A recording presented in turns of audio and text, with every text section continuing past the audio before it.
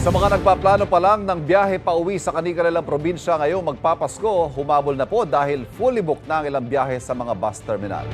Live mula sa Quezon City may unang balita, si James Agustin. James?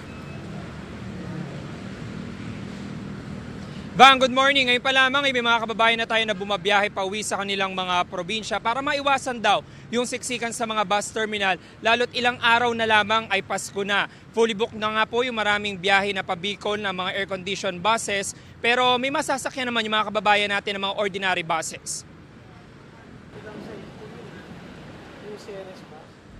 Marami ng fully booked na biyahe pabikol ng air-conditioned buses sa terminal na ito sa Cubao, Quezon City. Tulad halimbawa patungong Camarines Norte na fully booked na simula ngayong araw hanggang December 30. Punuan na rin ang mga biyahe pa Legazpi bukas hanggang December 29. Marami na sir kasi nag-open reservation kami is November 15.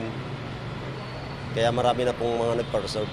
Yung walang reservation, pwede naman po silang sumakay first come first serve sa ordinary bus lamang po. Asahan na raw ang mas mahabang biyahe dahil isang lane lang ang nagagamit sa bahagi ng Andaya Highway sa Camarines Sur na napinsala na malakas na pag-ulan. Mabagal ang usa doon ng mga sasakyan. Malaking epekto sir kasi halos talagang doon tumatagal ang biyahe. Imbis na ang biyahe mapabilis, lalong bumagal kasi gawa nga ng masyadong traffic. Ano sir, one way, tapos meron doon kalsada na wala nang lupa yung ilalim. Gawa ng nakarambagyo yung sa ulan. Si Robert at kanyang mag-anak maaga sa bus terminal.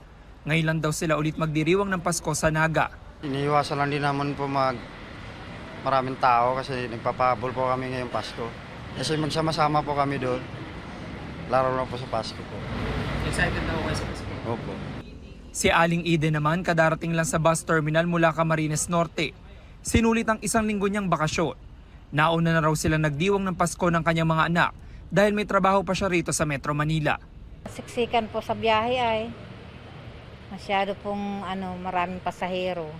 Kaya saka nanganak po yung manugang ko kaya ako nag-uwi. Sa bus terminal lamang ito, inaasahan ng dagsa ng mga pasahero bukas hanggang sa weekend. Nagdagdag na sila ng mga biyahe patungong Bulacan at Nueva Ecija. Ang OFW na si Marife kadarating lang sa bansa noong December 14 galing sa Saudi Arabia. Ngayon lang siya ulit magdiriwang ng Pasko sa Nueva Ecija kasama ang buong mag-anak matapos ang 3 taon. Excited po. Siyempre po, iniwan ko po kasi yung mga anak ko maliliit pa. Ngayon, medyo malaki na siya, may binata na din sa traffic po para maaga rin makarating ng San Jose.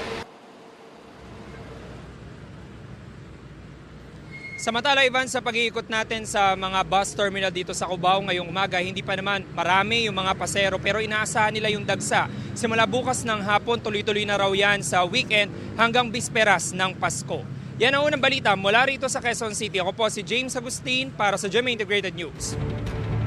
Kapuso, huwag magpapahuli sa latest news and updates. Mag-iuna ka sa balita at mag-subscribe sa YouTube channel ng GMA Integrated News.